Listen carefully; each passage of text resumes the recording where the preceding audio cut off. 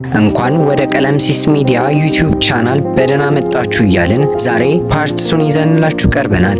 በክፍል 1 ላይ የፊልሙን አጓጊ ክፍሎች ተመልክተናል። በዛሬው ሁለተኛ ክፍላችን ደግሞ ፊልሙን የበልጥ አጓጊ ወደሚያደርገው ክፍል እንሸጋገራለን። ለቻናላችን አዲስ ከሆናችሁ ሰብስክራይብ ማድረግና የደውል ምልክቷን መጫን እንዳይረሳ። አሁን አብረን እንቀጥል። ቲዮን ወደ አፓርታማው እንደገባች በውስጡ በጣም ብሩህ የሆኑ መብራቶች በስራ ላይ እንዳሉ ማስተዋለችና ወዲያውኑ አጠፋቻቸው። የአፓርታማውን የተዝረከረከና አጠራጣሪ ሁኔታ አይታ ቦታውን በደንብ መመርመርም ጀመረች። ይህንን የተገነዘበው ገዳይ እሷንም መግደል እንዳለበት ወሰነ። ነገር ግን በዚያው ቅጽበት ቲዮን በስልክ ጥሪ ላይ ያለች በአሁኑ ጊዜ በአፓርታማ 102 ውስጥ እንዳለች በድንገት ተናገረች። ይህንን የሰማው ገዳይ አመነታና መሳሪያውን ዝቅ አደረገው። ምክንያቱም እሷ ብትጠፋ ወይም ብትሞት ፖሊስ በቀጥታ ወደ እሱ ክፍል ለጥያቄ ይመጣል። በዚያው ጊዜ ጥበቃው ወደ ገዳዩ ስልክ እንደገና ደወለ። በዚህ ጊዜ ግን ስልኩ መንቀጥቀጥ ጀመረና በድንገት አስክሬኑን ወደ ያዘው ትሮሊ ቦርሳ ውስጥ ወደቀ። ክዳኑም ተዘጋና ተቆለፈ። ስልኩ ከአስክሬኑ ጋር በቦርሳ ውስጥ መቆለፉና የመክፈቻ ኮዱን ባለማወቁ ገዳዩ መደናገጥም ጀመረ። ሌላ አማራጭም ስለሌለው ወደዚያ የቦርሳ ሱቅ ባለቤት ደውሎ የመክፈቻ ኮዱን ጠየቀው። የሱቁ ባለቤት የመጀመሪያ ኮዱ 0 እንደሆነም በረጋ መንፈስም ነገረው። በሚቀጥለው ቀን በመንገድ ላይ እየተጓዘች እያለ የዮሲዮን እናት በድንገት ሱያንን አየችና ከፍርሃት የተነሳ ደነዘዘች። ሱያን በፍጥነት ወደ እሷ ሮጦ ለማረጋጋትም ሞከረ። ሁለቱ ወደ አንድ አፓርታማቸው ሲደርሱ ገዳዩ አያቸውና ወዲያውኑ ደነገጠ። አእምሮውም ባዶ ሆነ። በገዛ እጁ የገደለው ሰው እንዴት አሁንም በህይወት ሊኖር ይችላል? ሱያን ልትወጣ ስትል የዮሳን እናት ሰውየውን በጥልቀትና በሚያስፈራ እይታ እየተመለከታት እንደሆነ አስተዋለች። የእሱ እንግዳ ባህሪ በእሷ ላይ ያላትን ጥርጣሬ የበለጠ አጠናከረው። ሱያን ወደ እሷ እየተመለሰች እያለ የአሮጌውን ጥበቃ መነጽር አግኝታ ለአሁኑ የሌሊት ጥበቃ አስረከበችው። መነጽሩን ሲያይ በጥበቃው ቢሮ የተቀመጠው ሰው ይህ የአሮጌው ጥበቃ መነጽር ነውም አለ። በጠርጣሪነት ጥበቃው በገዳዩ አፓርታማ ውስጥ ያሉትን ቧንቧዎች ለመፈተሽ ለመሄድ ወሰነ። ነገር ግን ገዳዩ ወደ ውስጥ እንዲገባም አልፈቀደለትም። በቅርብ ቀናት እንደሚለቅና ፍተሻውን ያኔ እንደሚያደርግ ተናገረ። የገዳዩ እንግዳ ባህሪ የጥበቃውን ጥርጣሬ የበለጠም አጠናከረው። ጥበቃው በህንፃው ደንብ መሰረት ተከራዩ አፓርታማውን ከመልቀቁ በፊት በሁሉም ባለሙያዎች ሙሉ ፍተሻ መደረግ እንዳለበት በጽናት ተናገረው። የጥበቃውን ንግግር የሰማው ገዳይ መደናገጥ ጀመረ። ያን ያህል ሰዎች በአንድ ጊዜ ወደ አፓርታማው ቢገቡም ምስጢሩ በእርግጠኝነት እንደሚጋለጥም ተረዳ። ስለዚህ ያንን ለማስቀረት ወዲያውኑ በሩን ከፍቶ ጥበቃውን ወደ ውስጥ እንዲገባ ፈቀደለት። በአፓርታማው መታጠቢያ ውስጥ ጥበቃው ምንም የውሃ መፍሰስ አላስተዋለም። ነገር ግን ወደ ቤዝመንት መታጠቢያው ሲወርድ ትዕይንቱ ሙሉ በሙሉ የሚያስፈራ ሆኖ ተገኘ። በዙሪያውም በሙሉ የደም ጥብጣቢዎችና የሰው ጸጉርና የስጋ ቁርጥራጭ ነበሩበት። ጥበቃው ይህ ገዳዩ እንደሆነ ለመረዳት ብዙ ጊዜ አልወሰደበትም። ያ እንደተረጋገጠም ጥበቃው ተዘጋጀ። ገዳዩ ሊያጠቃው ወደሱ ተወረወረ። ነገር ግን ጥበቃው አቅራቢያ ያለውን መሳሪያ በፍጥነት ጨበጠ። የጥበቃውን ዝግጁነት የተመለከተውም ገዳይ ቆመ። በጥበቃው ፊት ላይ ያለው ነገር ይህ ቀላል ውጊያ እንደማይሆንም ነገረው። በፍርሃት በገዳዩ አይኖች ውስጥ ገባና በራሱ ወደ ኋላ አንድ እርምጃ ተራመደ። ጥበቃው ከአፓርታማው ሲወጣ ገዳዩ በስተመጨረሻ እፎይታ ተሰማው። ከዚያን ቀን ጀምሮ ጥበቃውን ከርቀት መመልከት ጀመረ። አንድ ቀን ሁክሞ በመኪናው ወደ አፓርታማ መጥቶ ገዳዩን በጽኑ መደብደብ ጀመረ። ምክንያቱም ገዳዩ መኪናውን ለሁክሞ በተመደበው ቦታ ላይ አቁሞ ነበር። እነዚህ ሁሉ ነገሮች በአንድ ጊዜ መከሰት ሲጀምሩ ገዳዩ ለመውጣት ጊዜው እንደሆነ ወሰነ።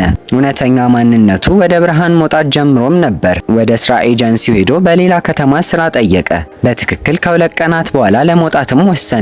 ነገር ግን ከመውጣቱ በፊት የቦርሳ ሱቁን ባለቤት ለማስወገድ አቀደ። ምክንያቱም የሱቁ ባለቤት እውነተኛ ማንነቱን እንደተረዳ ተጠራጥሯል። እንዲሁም ወደ ፖሊስ የመሄድ እድልም ነበረው። የሱቁን ባለቤት ስልክ በመጠቀም ወደ ሁክሞ ደወለ። ፖሊስ ጉዳዩን የመረመረ እንደሆነ በዚያ ስልክ ላይ የሁክሞን ቁጥር አግኝቶ በሱ ላይ የፈለጉትን ወንጀል እንዲጭኑበት።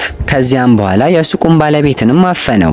ልክ እንደቀደመው ሁሉ ግድያውን ከመፈጸሙ በፊት ፒዛ አዘዘ። ሳንጊዩን ፒዛውን ሲያስረክብ በሰውየው እጆች ላይ የደም እድፎችን አስተዋለ። ገንዘቡን ሲፈትሽ በሱም ላይ ደም ነበረበት።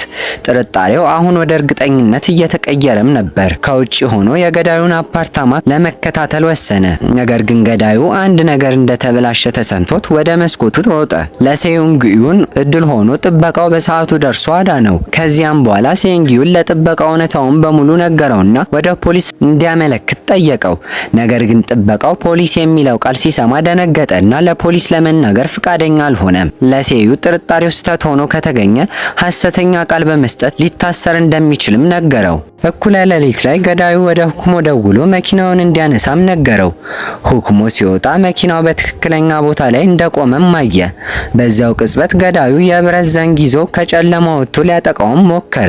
ነገር ግን ሁክሞ ነገሩን ገልብጦ ገዳዩን በዚያው ዘንግ ደጋግሞ መምታት ጀመረ። ገዳዩ እግሩን ይዞ ምህረት እስከሚለምን ድረስ። ነገር ግን ይህ ሁሉ የገዳዩ እቅድ አካል ነበር። በመጨረሻም ተሳካለት። በእውነቱ በዘንጉ ላይ የሁክሞ የጣት አሻራዎች እንዲያርፉ ሆን ብሎ ተደበደበ። ገዳዩ የሱቁን ባለቤት እስካሁን ባይገድለውም ከሱ በስተጀርባ ትልቅ ምክንያት አለው። በሚቀጥለው ጠዋትም ገዳዩ ከአፓርታማው ለመውጣት እየተዘጋጀ እንመለከታለን። ከመውጣቱ በፊት ደግሞ ሱያንን ለመግደል ይወስናል። ስለዚህም ከጠዋቱ ጀምሮ እሷን መከታተልም ይጀምራል። እንደተለመደው ሱያን ጠንካራ ወዳጅነት ስለመሰረቱ ወደ ጥበቃው ትሄዳለች። በየቀኑም ከትምህርት ቤቷ ዳቦ ትሰጠዋለች። ጥበቃውም የዳቦ አለርጂ ቢኖርበትም እንኳን በፈገግታ ይቀበላታል። ዳቦውን ከመብላቱ ይልቅ በሪፍሪጅተሩ ውስጥ ያስቀምጠዋል።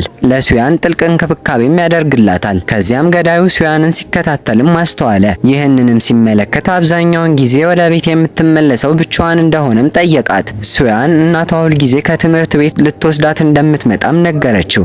ጥበቃው በማንኛውም ሁኔታ ብቻዋን ወደ ቤት እንዳትመለስም አስጠነቀቃት። ሱያን ከሄደች በኋላ ገዳዩ በመኪና መከታተል ይጀምራል። የዮሲዩን እናትም ይህንን ታያለች።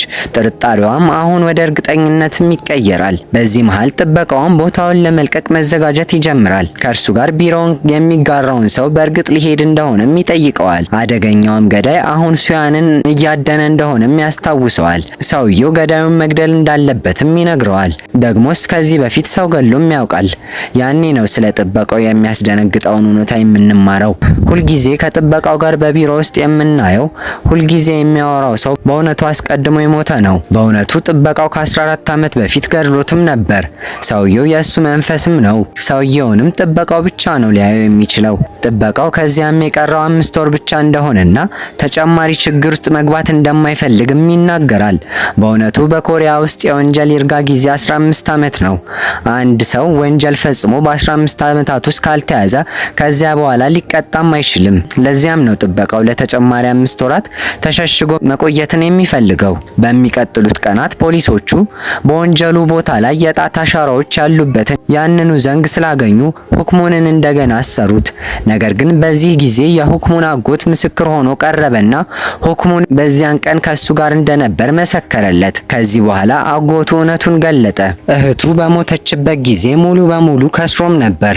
ከሰዎች እየሸሸ በሀፍረት ተሸሽጎም ነበር። ለዚያ ነው ሁክሙን አይቶት የማያውቀው። የእህቱንም ቀብር መካፈል ያልቻለበትን ምክንያት እሱ ነበር። እውነቱን ካወቀ በኋላ ሁክሙን አጎቱን ይቅር አለው። በሌላ በኩል ደግሞ ልክ እንደተለመደው የዮሲዩን መንፈስ በዚያ ሰዓት በተመሳሳይ ሁኔታ ወደ ቤት ተመለሰ። ነገር ግን ዛሬ እናቷ እሷን በማየቷ አልፈራችም። በዚያው ቀን ቀደም ብሎ በዮሲዩን ክፍል ውስጥ አንድ ነገር አስተውላም ነበር። ዮሲዩን የእንጀራ እናቷን ልደት የሰየመችበትና የእንጀራ እናት ልደት ብላ የጻፈችበትን ካላንደር። ነገር ግን የእንጀራ እናት የሚለው ቃል በትንሽ ወረቀት ተሸፍኖም ነበር። ከሱ በስተጀርባ ደግሞ እናት ብላ ጽፋ ነበር። በህይወት እያለች ዮሲዩን እንጀራ እናቷን እናት ብላ ለመጥራት ብዙ ጊዜ ሞክራም ነበር። ነገር ግን በድምጽ ልትናገርም አልቻለችም ነበር። ይህንን በዮሲዩን ማስታወሻ ደብተር ውስጥ ካነበበች በኋላ እናቷ ከእንግዲህ የልጇን መንፈስ አልፈራችም። ልጇን በፊቷ ስታይ አቅፋ ልቧን ያህል አለቀሰች። ልጇ በህይወት እያለች ያላወቀቻቸውን ነገሮች ከሞተች በኋላ በጥልቅ ጸጸት ሞላት።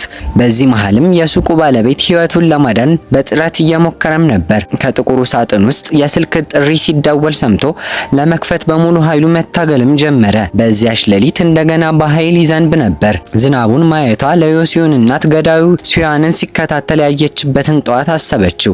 የገዛ ልጇን ያጣቸው እንዲህ ባለ የዝናብ ሌሊትም ነበር። ነገር ግን በዚህ ጊዜ በሱያን ላይ ምንም ነገር እንዲደርስ አልፈለገችም። ጥላ ይዛ ቀጥታ ወደ ባስ ማቆሚያው ሮጠች። በዚያም ሱያን ብቻዋን ቆማ በገዳዩ እየተከታተለች እንደሆነም አየች። ሱያን ሱያንን አብራ ወስዳ ወደ ቤት መመለስ ጀመረች። ነገር ግን ገዳዩ አሁንም እነሱን መከታተሉን አላቆመም። በዚህ መሃል የሱቁ ባለቤት በመጨረሻ ሳጥኑን መክፈት ቻለና ስልኩን አወጣ።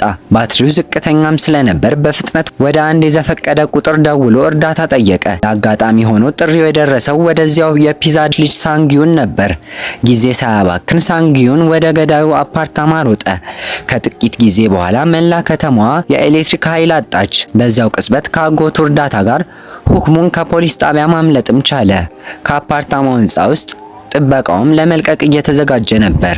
ነገር ግን መብራቶቹ ሲጠፉ ወደ ህንፃውም ተመለሰ። በጭንቀት የሱያን እናት ሱያን ወደ ቤት መታ እንደሆነም ጠየቃት። እንዳልመጣችም ሲሰማ ሙሉ በሙሉ ተሰበረ። የሱያን እናት በልጇ ፍርሃት ተውጣ ማልቀስም ጀመረች። በሌላ በኩል የዮሲዩን እናትና ሱያን ወደ ቤት ለመድረስ በጨለማ ውስጥ እየቸኮሉ እንመለከታለን። ነገር ግን እየሮጡ ሳለም ዮሳን ወድቃ ጉልበቷን በጣም ስለተጎዳች ከእንግዲህ መራመድ አልቻለችም። የዮሲዩን እናት በዚህ ጨለማ ሌሊት ምን ማድረግ እንዳለባት አላወቀችም ነበር። ግራ ተጋብታም እና ረዳት አጥታ በመንገዱ መሃል ቆመች። መኪኖችም ሲቆሙ የትራፊክ እገዳም ፈጠረች። ህዝቡንም ሲመለከት ገዳዩ ወደ ኋላ ከመመለስ ውጪ ሌላ አማራጭም አልነበረውም። ወደ አፓርታማው ሲመለስ የሱቁ ባለቤት ለማምለጥ ሲሞክርም አየ። ገዳዩ አሁን በህይወት እያለ ሊያጠቃውም አቀደ። ነገር ግን በዚያው ቅጽበት የፒዛ አድራሹ ልጅ ሳንጊዩንና ጥበቃው ከበሩ ውጪ ደረሱ። በሩ እንደተከፈተ ሁለቱም ገዳዩን ማጥቃት ጀመሩ። በዚያን ጊዜ ሁክሞም ደረሰ። የጣት አሻራዎቹን በብረት ዘንግ ላይ እንዴት እንዳረፉ በመረዳት አብሮ አደጉን በኃይል መደብደብም ጀመረ። ከዚያም ጥበቃው ሱያን የት እንዳለች እንዲነግረውም ጠየቀ። ገዳዩም ስቆ እንደማያውቅ ተናገረ። ምናልባትም ገድሏትም ይሆናል። ምናልባት አሁን በህይወት አለች። ይህንን ሲሰማ ጥበቃው አዘነ። አእምሮውን ማጥቶ በእንባ ተሰበረ። ከዚያም በአቅራቢያው ወድቆ የነበረውን አስክሬንም አየ። የሱያን እንደሆነ በማሰብ መሳሪያ አንስቶ ገዳዩን በቁጣ ገደለው። ነገር ግን አካሉ የሱያን አለመሆኑን አስተዋለ። በእውነቱ ከ14 ዓመት በፊት የገደለው ያ ሰው ነበር። የእሱ መንፈስ በመጨረሻም በቀል ለመውሰድ የሱያንን ቅርጽ ይዞ ነበር። ምክንያቱም ያንን ግድያ ከፈጸመ በኋላ እንኳን ጥበቃው ምንም አልተቀጣም፣ ፍርድም አላገኘም ነበር። ሲገድለው ማንም አላየውም ነበር። ነገር ግን እንደገና ጥበቃው ወንጀሉን ለመሸፈንና ከወንጀሉ ቦታ እንዲያስወግዱት ሁሉም ስለረዱት ምንም አይነት ውጤት አልገጠመውም ነበር። በሌላ በኩልም የሱያን እናት አሁንም ሁክሞን ገዳዩ እንደሆነ ታምን ነበር። አንገቱን ይዛ ልጇ የት እንዳለች እንዲነግራት ጠየቀችው። በዛው ቅጽበት የዮሲዩን እናት ሱያንን ይዛ ደረሰች። ዮሲዩንን ማዳን አልቻለችም። ነገር ግን ዛሬ ሌላ ንጹህ ህይወት አዳነች። በዚህ ኃይለኛ ቅጽበትም ፊልሙ ያበቃል። ፊልሙን እንደወደዳችሁ ተስፋ እናደርጋለን። ይህንና እንደዚህ መሰል ታሪኮች እንዲደርሳችሁ ይህንን የዩቲዩብ ቻናል ቀለምሲስ ሚዲያን ላይክ፣ ሰብስክራይብ፣ ሼር በማድረግ የደወል ምልክቷን ያጥፉ። እናመሰግናለን።